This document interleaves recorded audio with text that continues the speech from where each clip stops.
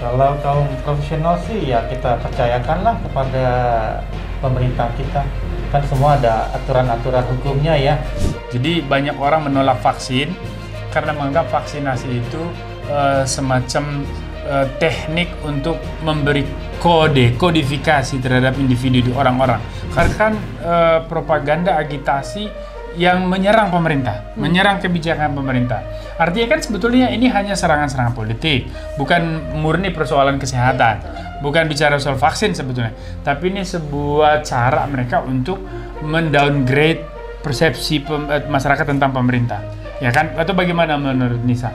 Kalau pandangan saya dari kasat mata milenial, kalau terkait dengan adanya vaksinasi ya, yang banyak sekali narasi-narasi negatif atau narasi-narasi kontra yang sekiranya membuat masyarakat pun antipati terhadap vaksin, ya itu salah satu tantangan untuk pemerintah. Apakah mungkin nanti tensi perlawanan, gejolak anti aparat negara, dalam hal ini kepolisian, anti pemerintah itu akan terus meningkat menjelang 2024, atau kamu melihat ada potensi masyarakat semakin cerdas untuk menilai bahwa ini persoalan hukum, bukan persoalan politik, bukan persoalan agama?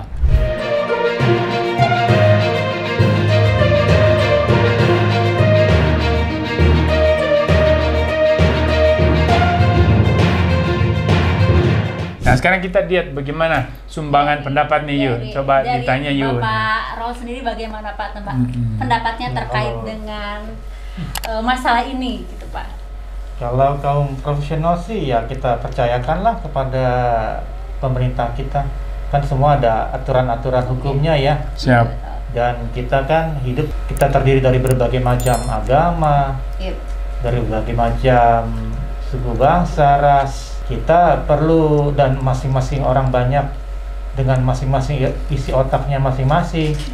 Nah, kita perlu berbagi rasa, berbagi, tidak hanya mementingkan diri kita sendiri.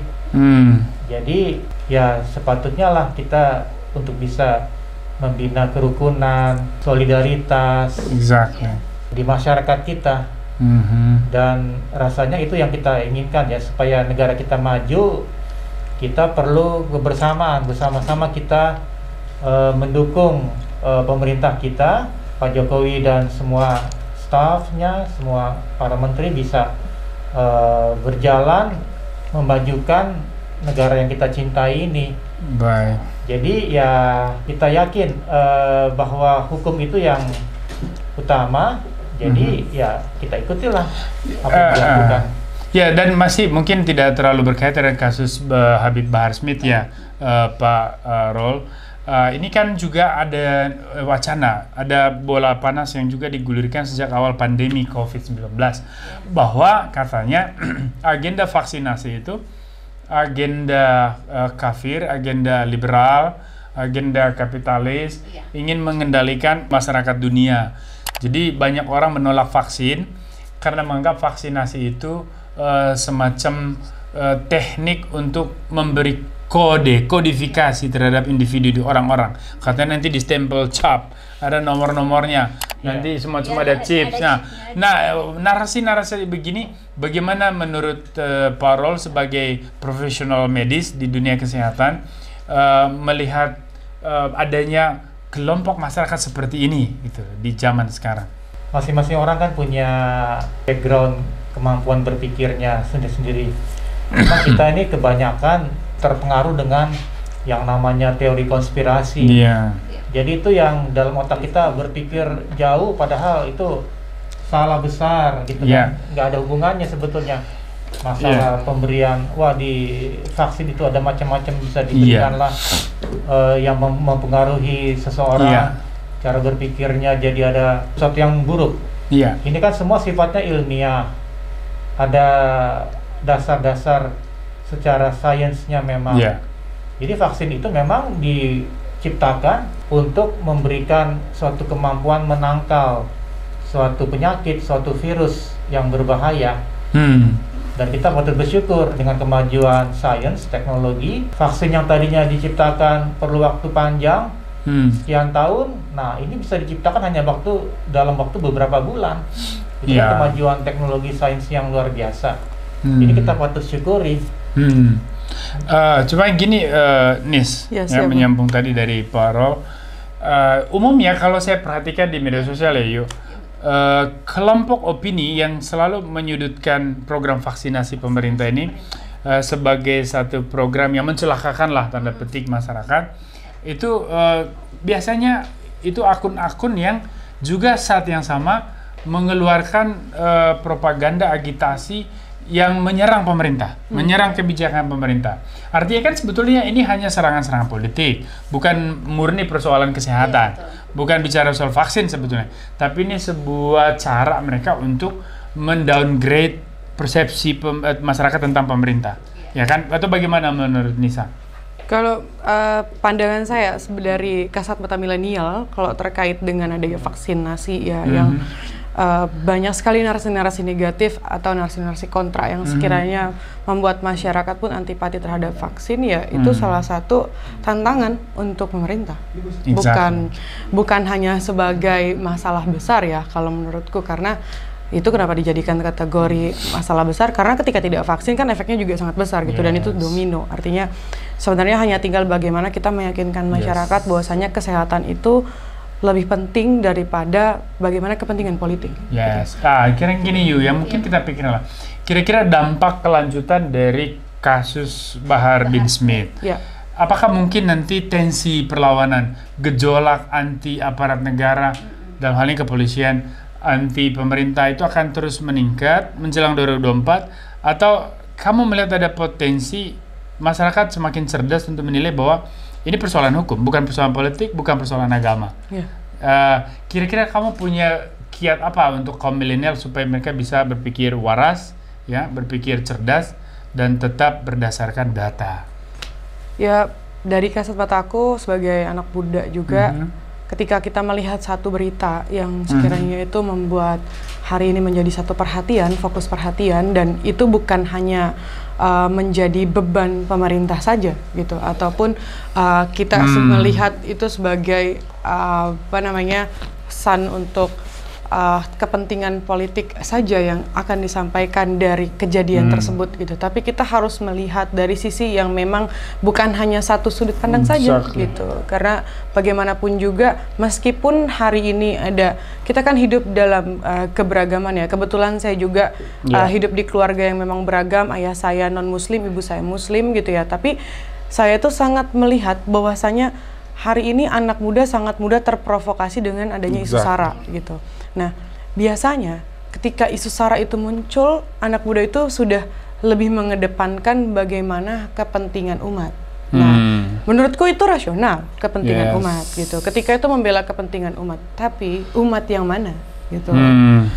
Bukan umat beragamanya saja gitu maksud saya, tapi bagaimana kepentingan masyarakat yang diwakili gitu ketika dalam ada bahasa kepentingan umat itu gitu. Apakah benar itu mewakili kepentingan masyarakat sebagai warga negara untuk menjadi warga negara yang lebih baik gitu. Nah, menjadi warga negara yang lebih baik bukan hanya bisa memahami apa yang menjadi kebutuhan umat, tapi bagaimana kita menjadi warga negara yang baik ketika kita melakukan kesalahan. It's fair.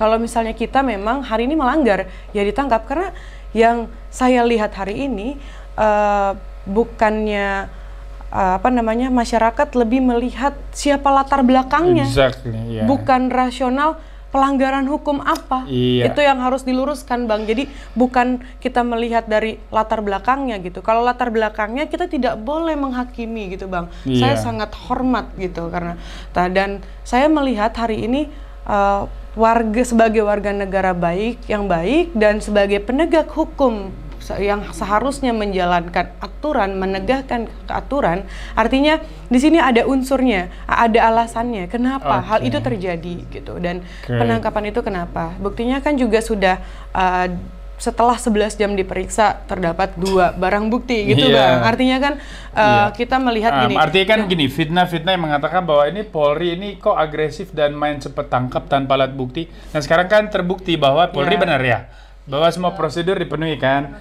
Jadi gak ada celah lagi nih masyarakat menyudutkan Polri nih, terutama pendukung Bahar nih ya. Jadi nggak perlu lah ini. Ya tapi maksudku kita juga objektif, Bang. Jadi kita juga tidak bisa menggiring pikiran anak muda. Oh Polri ini benar, terus pemerintah ini benar. Tapi tidak serta-merta kita bisa mengungkapkan itu juga. Izin Bang, saya berbicara seperti ini karena menurut saya anak muda juga punya pola pandang yang berbeda. Jadi kita harus merasionalkan pikiran kita juga berdasarkan apa yang kita lihat dan apa yang kita rasakan gitu. Saya ditilang polisi. Kalau ditilang polisi karena saya melanggar hukum, oke saya terima, it's fine. Kalau misalnya memang saya melanggar, saya harus mendapatkan punishment. Dan hari ini negara benar-benar bagaimanapun juga penegakan hukum benar-benar ditegakkan untuk apa? Kepentingan masyarakat. Karena benar ketua umum saya Haris pertama menegakkan adanya kepentingan masyarakat. Apa yang menjadi kepentingan masyarakat? Membela umat. Membela umat ya, itu membela umat, kepentingan masyarakat sesuai dengan aturannya gitu. Apa yang seharusnya didapatkan masyarakat. Nah, itu pun dilakukan karena kepentingan umat sesuai dengan aturan gitu. Yang sesuai dengan aturan maksud saya adalah. Nah, hari ini penegakan hukum diberlakukan tanpa tebang pilih, Bang. Itu yang harus kita buka cara berpikir dan anak ini muda. fair kan? Ya, it's fair. Bahwa itu faktanya, tidak ada tebang pilih. Apa faktanya dan apa buktinya? Buktinya adalah sekarang kita nggak bisa. Sekarang gini Bang, sekiranya saya punya satu masalah di kepolisian.